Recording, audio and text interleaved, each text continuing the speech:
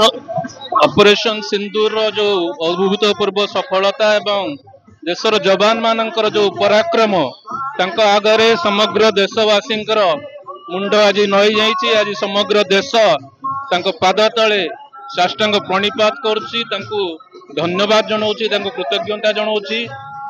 कौन सी आतंकवाद घटना को केबे हेले भारत सह्य करियो नाही ए कथा यशस्वी प्रधानमंत्री तांकर वार्तारे कहि सारिछंती। आगामी दिन मानकरे कौन सी आतंकवाद घटना को कौन सिंगुलार भाव में ग्रहण करा जाय, युद्ध भाव में ग्रहण करा जिवो एवं इटार जवाब पत्थर दिया जिवो, गुलीर जवाब गोलार दिया जिवो। ए कथा निश्चित भाव आज समग्र विश्व को चकित करछि एवं समग्र विश्व आज भारत वर्षर पराक्रम को देखि आश्चर्यान्वित होइछि।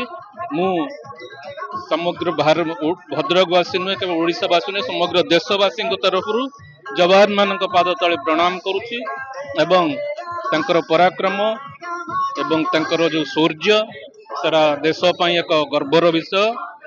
मु प्रभु जगन्नाथ के पाखरे प्रार्थना करुच्ची सेमानंकु आहुरी शक्ति दियंतु, सेमानंकु आशीर्वाद करंतु, भारत मातार जश को आहुरी ऊपर को नवा।